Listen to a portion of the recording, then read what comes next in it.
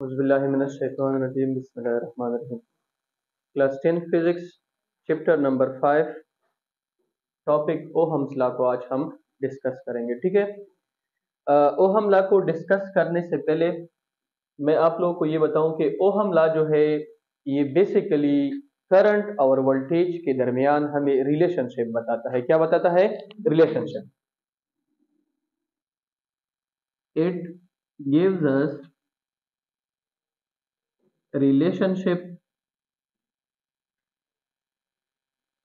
between I and V। I आपके पास current है और V आपके पास वोल्टेज है।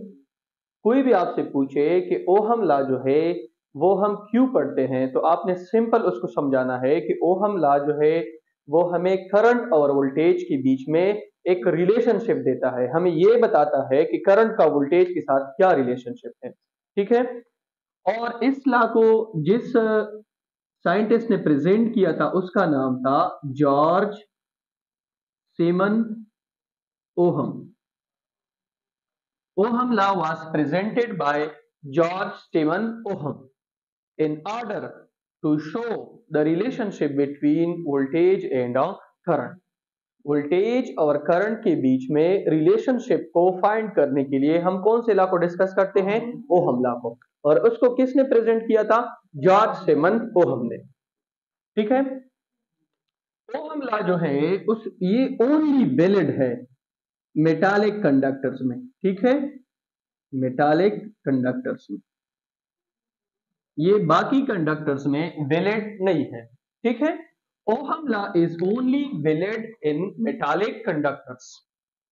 और इसके अलावा ओहम लॉ जो है उसमें कुछ कंडीशंस जो है वो लगा के ओहम लॉ जो है वो एप्लीकेबल है, अदरवाइज ये एप्लीकेबल नहीं है। तो इन कंडीशंस को अभी फिर हम डिस्कस करते हैं। पहले हम इसकी स्टेटमेंट लिखते हैं।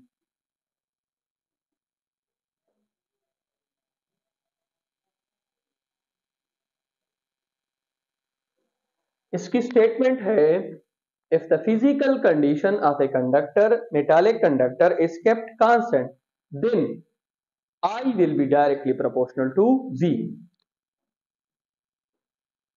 if the physical condition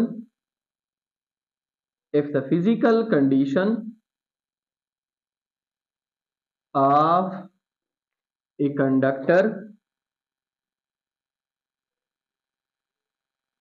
is kept constant, then current will be proportional to voltage।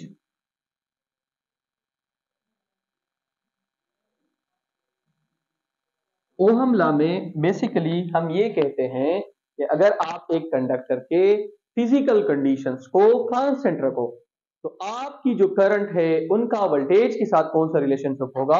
Direct. या आप ये भी कह सकते हैं कि वोल्टेज का करंट के साथ कौन सा रिलेशन होगा? डायरेक्ट। दोनों आप कह सकते हैं, I is directly proportional to V and V is directly proportional to आई।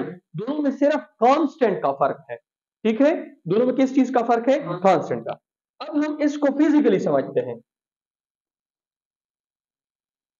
ये मेरे पास एक मेटालिक कंडक्टर है।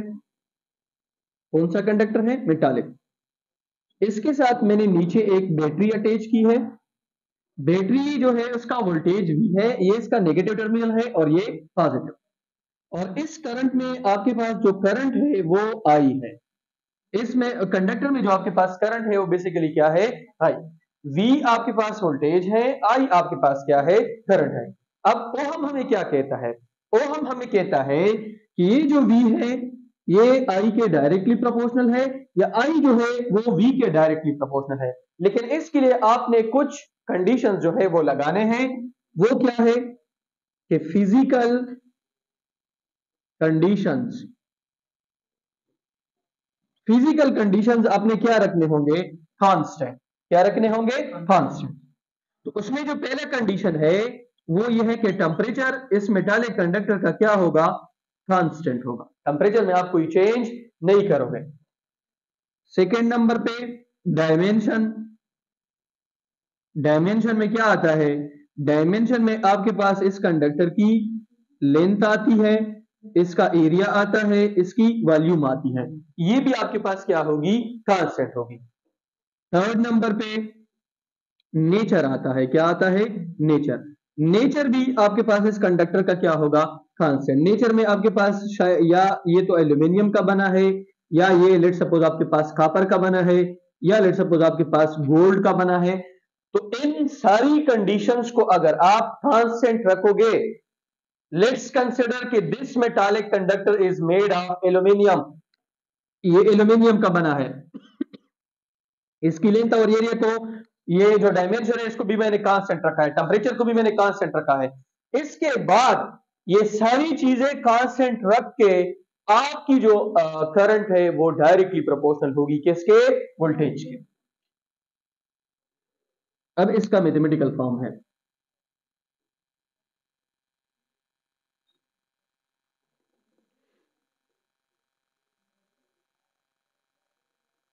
मैथमेटिकल फॉर्म इसका क्या होगा? देखिए, एक इक्वेशन मैं इस तरह लिख सकता हूं कि I is directly proportional to V, या मैं इसको इस तरह लिख सकता हूं कि V is directly proportional to I।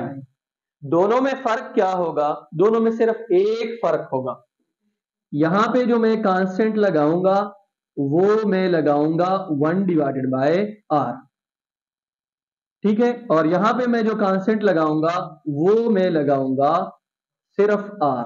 क्या लगाऊंगा? R। बाकी दोनों एक ही चीज है, ठीक है।